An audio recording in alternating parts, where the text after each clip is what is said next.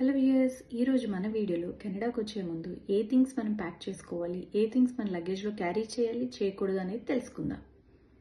ముందుగా మనం hand luggage, అదే క్యాబిన్ లగేజ్ 7 కేజెస్ ఉంటుంది కదండి, అందులో ఏ థింగ్స్ క్యారీ చేయకూడదో తెలుసుకుందాం. ఫస్ట్ ఆఫ్ ఆల్ క్యారీ చేయకూడదు వచ్చి షార్ప్ ఆబ్జెక్ట్స్ కానివ్వండి, ఫ్లేమబుల్ థింగ్స్, ఇంకా మాయిశ్చరైజర్స్, జెల్స్ ఏవైతే మోర్ దెన్ 100 ml ఉంటుందో అవి అసలు అలో చేయరు.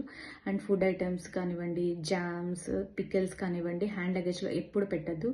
అండ్ ఇన్ కేస్ మనకి కిడ్స్ ఉన్నప్పుడు కిడ్స్తో మనం ట్రావెల్ చేస్తాం కదండి, అప్పుడు మాత్రం మిల్క్ కానీ స్టెరైల్ వాటర్ ఇవి అలో చేస్తారు.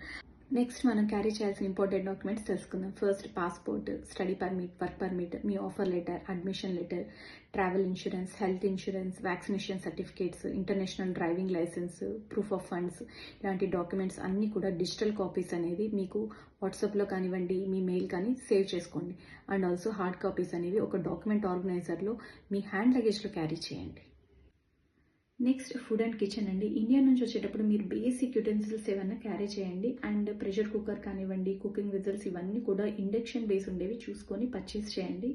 అండ్ మీరు ఇక్కడికి వచ్చిన తర్వాత ఫస్ట్ ఫ్యూ వీక్స్ కోసం ఏదైనా రెడీ టు ఈట్ మీల్స్ ఏమన్నా మీరు తీసుకురావచ్చు. అండ్ పికిల్స్ కానివ్వండి, మీకు ఏమైనా ఇష్టమైన ఫుడ్స్ కానివ్వండి, అలా అని ఎక్కువ ఫుడ్ మాత్రం క్యారీ చేయకండి మీ లగేజ్లో మాత్రం. ఎందుకంటే ఇక్కడ ఇండియన్ స్టోర్స్ కానివ్వండి, రెస్టారెంట్స్ కానివ్వండి, ఇవంటి చాలా ఉన్నాయి. సో మనకు అన్ని ఐటమ్స్ కూడా ఇక్కడ దొరుకుతాయి. సో మీరు తక్కువ లగేజ్ మీరు క్యారీ చేయండి ఫుడ్ ఐటమ్స్కి. Next electronics. మనం క్యారీ చేయాల్సింది universal adapter, laptop, chargers, mobile, power bank and USB drives, headphones ఇవన్నీ కూడా మీరు చెక్ ఇన్ బ్యాగ్స్లో పెట్టకండి. ఇవన్నీ కూడా హ్యాండ్ లగేజ్లోనే క్యారీ చేయండి. Next medicines. ఇక్కడ మనకి జ్వరం వచ్చినా, జలుబు వచ్చినా డాక్టర్ మనకు సజెస్ట్ చేసే మెడిసిన్ టెల్నాల్ అండి. సో మీరు ఇండియా నుంచి వచ్చేటప్పుడు మీ ఫ్యామిలీ డాక్టర్స్, ఫిజిషియన్ కానివ్వండి, పీడియాట్రిషియన్ కానీ వెళ్ళి వాళ్ళ దగ్గరికి వెళ్ళి మీరు ఒక బేసిక్ మెడిసిన్స్ ప్రిస్క్రిప్షన్ రాయించుకోండి. అవన్నీ కూడా 3 to 4 సెట్స్ అనే మెడిసిన్స్ అనేవి క్యారీ చేయండి. కొన్నిసార్లు మనకి ఇక్కడ కస్టమ్స్లో ఆ ప్రిస్క్రిప్షన్స్ అడిగే ఛాన్సెస్ ఉంటాయి. సో బేసిక్ మెడిసిన్స్ అంటే జలుబు కానివ్వండి, జ్వరానికి, and eye drops, ear drops, stomach పెయిన్కి, అండ్ లేడీస్కి అయితే మెఫ్తాల్ స్పాస్ టాబ్లెట్స్, ఇంకా మళ్ళీ మూవు, ఓల్నీ స్ప్రే, ఇంకా జెండోబామ్ ఇలాంటి బేసిక్ మెడిసిన్స్ అనేవి ఖచ్చితంగా క్యారీ చేయండి.